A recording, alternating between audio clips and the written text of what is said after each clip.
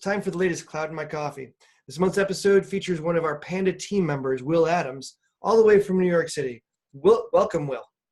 Hello.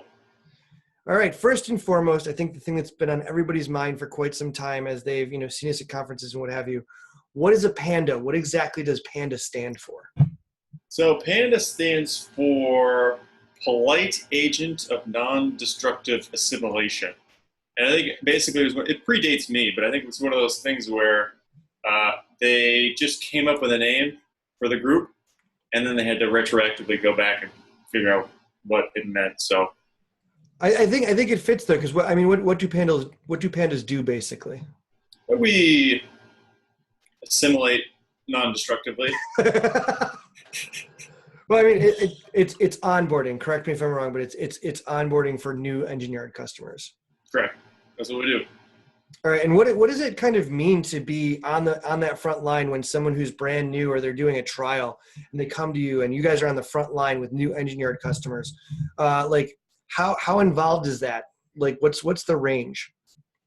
So I think part of the reason I love this job is it's so varied. You get people who this is like their 30th deployment of the app on some cloud service that they're trying. They know everything that's going on. They need very little documentation. They just have a couple questions and they're good to go. And on the totally opposite end of the spectrum, you've got the guy who this is his first Rails app he's ever made. He needs hand-holding the entire way. And I like dealing with both aspects of that. So any type of customer is fun. I just like the interaction I have with the customers and getting on their side, learning about all these cool apps and helping them get deployed. That's probably the best part. Very cool. Very cool. And I mean, you kind of have a customer first attitude. Is it tough to keep that up and keep smiling when some of the questions get, a little repetitive or redundant, if you will? Yes and no. So I get asked the same questions a lot, but I luckily have just saved my most used responses in a template, so it's super easy for me. But no, not really. I mean, it's part of the job. When I signed on, I knew it would be a lot of customer engagement. That's what I like. I like hanging out with the customers, and even if I do get asked the same thing over and over, like going to conferences, working the booth, you get asked the same thing a lot. And you just say it with a smile every single time, and the customer response is always different after that, but it's fun. Right on. And I guess that's what keeps it fresh and lively is the way the customer responds to the things that you say. Yeah, and also later in the day or in the conferences, when you get a little loopy, you've been at the desk or the booth for a good solid 8 hours, people start asking you stuff, and you start joking around with them, you throw curveballs at them. That's fun too. Yeah, definitely builds bridges. Yeah.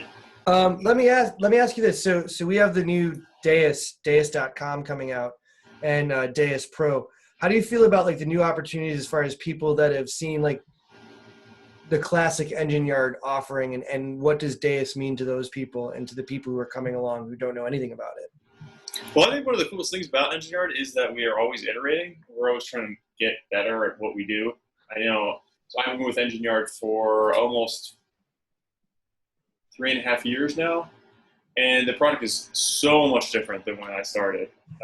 So it's cool to see how that whole thing's gone. And I think Deis is just another level of that. It's not only is it totally different than anything we've done before, but it opens up all these other avenues that we've never really explored before. So I think that's cool. So people coming back to us, especially if people have migrated off of us at some point, coming back, they'll see we can do pretty much everything now. Cool. Very cool. So one last question, and I always stick in a little question about Batman because Batman's my favorite. Do you think if you were to get the application on your desk and it was up to you, would Batman be a good candidate for the Panda team? No. What? Absolutely not. Why not? He's I don't see him being very good at customer experience. He would not be good at onboarding. I feel like he'd be a bully. Maybe more of a pro services kind of guy.